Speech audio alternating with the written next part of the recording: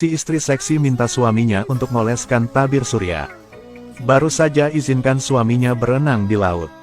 Akibatnya, nunggu selama 1 jam juga tidak lihat suaminya datang ke darat. Juga tidak bisa meneleponnya. Dia dengan gugup lari ke pasir untuk tanya kepada semua pengunjung di sana. Tapi semua orang juga bilang tidak pernah ketemu suaminya. Tiba-tiba dia takut suaminya akan tenggelam. Lagi dengan cepat temukan penjaga pantai ke laut untuk cari bantuan. Namun lama cari di laut, juga tidak temukan suaminya. Sudah 3 jam sejak suaminya hilang. Dia hanya bisa lari ke kantor polisi untuk laporkan kasus tersebut. Siapa sangka polisi akan tertawa setelah dengar itu. Hanya karena Lina bilang suaminya tidak bawa kartu bank dan jam tangan yang berharga. Polisi bilang bahwa suaminya baik-baik saja. Hanya saja catat sedikit lalu suruh dia kembali dan nunggu pengumuman. Hasilnya, penantian 1 kali ini lagi sebulan penuh. Setiap hari, Lina selalu pergi ke tempat suaminya hilang dan duduk tercengang. Suaminya tidak muncul lagi. Tapi malam itu, dia di hotel dan terima telepon. Lina sangat bersemangat sehingga kira suaminya menelepon. Hasilnya hanya panggilan telepon layanan hotel. Musim panas tahun itu juga berlalu. Dia tidak bisa tidak kembali ke sekolah untuk ajar siswa. Tapi Lina tidak sangka, penjaga pantai di laut. Hari itu adalah murid barunya. Hanya saja ataunya ketemunya, dia lagi dengan semangat untuk memulai percakapan.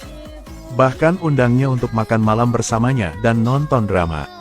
Lina dengan cepat ngerti bahwa pria ini punya rasa padanya. Jadi putuskan untuk menolaknya. Hanya birakan 2 orang yang memiliki pertemanan biasa yang diperbolehkan. Karena dalam hatinya selalu percaya bahwa suaminya pasti masih hidup. Juga menolak miliarder kaya yang diperkenalkan sahabatnya. Dia sering nonton video suaminya dan rindunya. Hasilnya dari hari itu dia tiba-tiba menemukan. Dalam dokumen tersebut, suaminya hadiri pesta di perusahaan tersebut. Berbicara dengan seorang gadis yang dia tidak terkenal. Dan ekspresi lawan juga sangat spesial. Intuisi beritahu Lina bahwa wanita ini punya masalah. Bahkan mungkin ada hubungannya dengan kehilangan suaminya. Tapi dia tidak bisa tahu siapa orang ini. Jadi menelepon teman dekat untuk konfirmasi, tetapi hasilnya tidak ada yang tahunya. Setelah Lina tenang, dia pikir dirinya terlalu banyak berpikir. Juga tidak terus ngejar wanita misterius itu lagi. Tapi keesokan harinya dia tiba-tiba mendapat telepon dari polisi. Katanya mereka temukan mayat seorang pria. Maunya datang biar ngecek apakah itu mayat suaminya. Tapi untungnya, Lina tegaskan itu bukan suaminya. Polisi yang bertanggung jawab atas kasus itu menganggapnya Lina yang sangat kasihan. Tidak bisa tidak memberikan saran buatnya.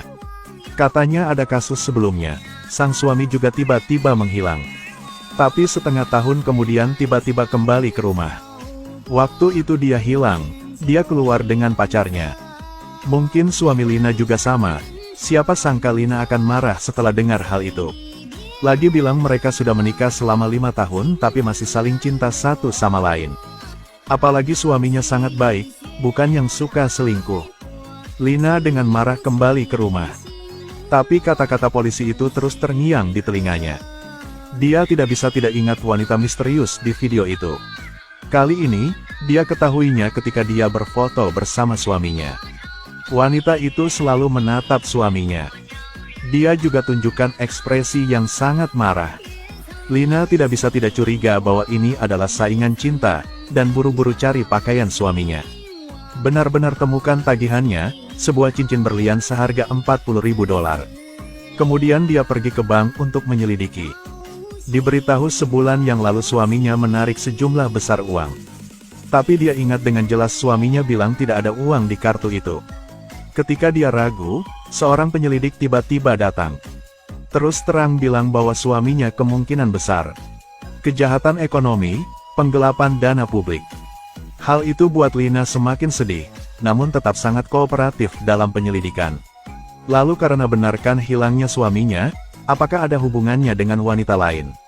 Lina hubungi rekan suaminya untuk tanya tentang hal itu. Akibatnya, pihak lain baru saja lihat lagi sadari wanita itu, lagi rekan suaminya. Hubungan keduanya sangat dekat. Dicurigai sebulan yang lalu, dia tiba-tiba mengundurkan diri dan pindah ke perusahaan lain. Jadi Lina online untuk cari alamat perusahaan barunya. Putuskan akan menyelidiki diri sendiri dengan jelas, tetap waktunya. Anthony berinisiatif datang ke rumah untuk akui cinta padanya. Sudah tahu dengan jelas, dia ditolak.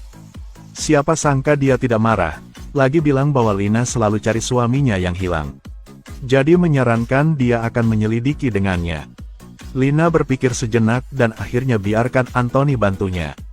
Keesokan harinya mereka sergap di dekat perusahaan itu. Tunggu wanita itu pulang setelah bekerja, ikuti rutenya. Tetapi ternyata dia hanya pergi ke toko obat dan pusat perbelanjaan. Pada saat dia sampai di rumah, sudah tengah malam. Sadari tidak ada petunjuk apapun, Anthony yakinkan Lina untuk kembali dulu. Dia tinggal sendirian sampai pagi. Bunyikan bel pintu rumah wanita itu dan bilang mobilnya mogok. Ingin pergi ke kamar mandi sebentar, pikir wanita itu menolak. Tanpa diduga, dia menemukannya Anthony yang tampan, jadi biarkannya masuk. Anthony periksa setiap sudut dan celah. Tapi tidak ada jejak seorang pria. Tiba-tiba masuk ke kamar mandi, temukan lemari kayu yang aneh. Rasa penasaran dorongnya untuk bukanya. Hal yang muncul di depan matanya kejutkannya. Sang istri paksa suaminya untuk mengoleskan tabir surya padanya. Lalu biarkan suaminya berenang di laut. Tiba-tiba, dalam sekejap mata, dia menemukan bahwa suaminya hilang. Kemudian dia cari di seluruh pantai ini. Tapi tetap tidak ada mayat mengambang yang ditemukan. Dia yakin bahwa suaminya pasti masih hidup. Tapi tidak perlu bantu pencarian dari polisi. Pasti ingin cari tahu keberadaan suaminya. Hasilnya dengan cepat temukan hal yang aneh. Sebelum suaminya hilang, dia hadiri sebuah pesta. Seorang gadis misterius menatapnya, bahkan tunjukkan ekspresi jijik. Penuh permusuhan. Intuisi beritahunya bahwa wanita ini terkait dengan hilangnya suaminya. Untuk jelaskan semua hal, Lina berniat menyelidiki identitasnya. Tapi Anthony yang jatuh cinta sama Lina dan bilang dia akan bantunya. Anthony sengaja ikutinya ke rumah. Buat alasan untuk bilang bahwa mobilnya bermasalah. Sukses masuk ke rumahnya untuk menyelidiki. Tapi setelah penyelidikan seluruh rumah, tidak deteksi jejak laki-laki yang tinggal di sini. Anehnya, wanita itu lemparkan pakaian yang telah dipakai ke dalam peti kayu. Sadari tidak bisa temukan apa lagi. Anthony saja harus pergi dulu, lalu cari Lina untuk bicara. Dia putuskan untuk jelajah ke rumah gadis itu lagi.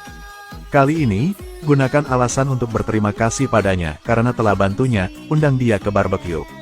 Berkat kalimat-kalimatnya yang manis, wanita itu memenangkan kepercayaannya.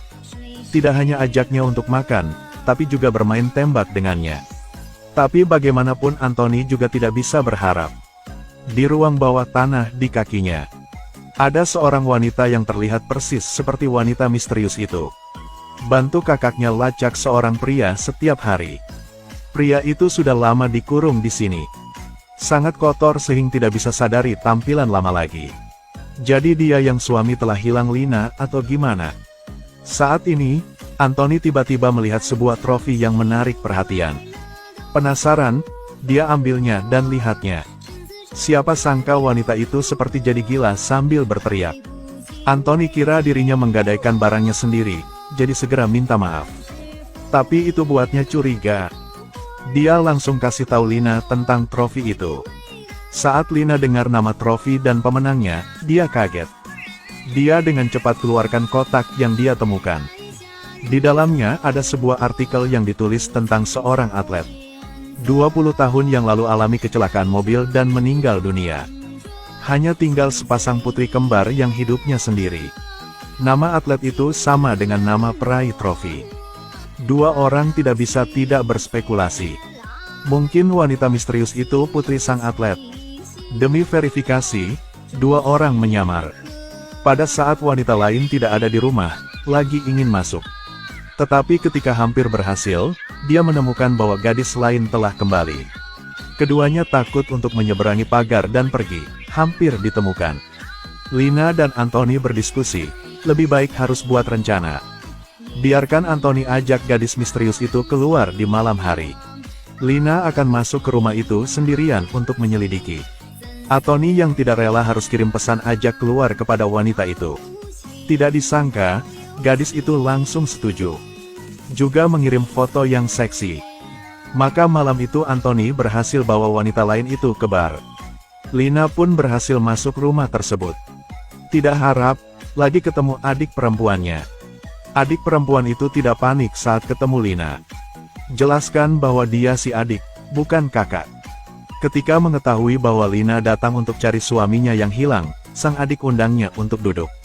Katanya ingin jelaskan semuanya padanya. Ternyata kakak dan adik ini sebenarnya adalah saudara kembar. Dari atlet yang meninggal dalam kecelakaan mobil. Ketika mereka masih muda, mereka keluar bersama orang tua mereka. Di tengah jalan, tiba-tiba seorang anak laki-laki jatuhkan layang-layang ke dalam mobil.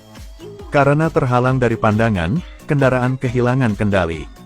Orang tuanya di kursi depan lagi mati, hanya menyisakan dia yang cacat dan kakak perempuannya. Kakak perempuannya selalu berpikir bahwa bocah itu yang bunuh orang tuanya. Jadi selalu pikirkan segala macam untuk balas dendam. Bocah itu saat tumbuh menjadi suami Lina. Saat ini terkunci di ruang bawah tanah, sekarang kebenarannya sudah jelas. Tapi yang mengejutkan Lina, si adik itu lagi bawanya untuk coba buka ruang bawah tanah. Sayangnya tidak bisa dibuka, Lina tidak tahu si adik itu hanya mengulur waktu. Karena kalau saja coba buka kunci pintu ruang bawah tanah, ponsel kakak akan menerima peringatan. Dia lihat pesan itu dan langsung tahu itu tidak biasa. Pada saat Anthony tidak perhatikan, dia nyetir pulang. Lina benar-benar tidak sadar dan coba buka pintu. Alhasil, setengah jam kemudian, sang kakak kembali ke rumah sambil pukuli Lina hingga pingsan. Ketika dia bangun, menemukan suaminya hilang selama 2 bulan di depannya. Sang suami bilang padanya segalanya, jadi dia terpikat oleh si kakak itu. Setelah pergi ke laut, dia pergi ke darat untuk hancurkan telepon. Ingin senang-senang saja samanya sebentar. Tapi setengah jalan dibius sampai pingsan. Sejak dikurung di sini, Lina tidak bisa terimanya saat dengarnya. Tapi dengan sangat cepat, kedua orang itu diseret ke tempat eksekusi oleh wanita lain. Dia ancam suami Lina untuk harus bunuh Lina. Kalau tidak, dia juga akan mati.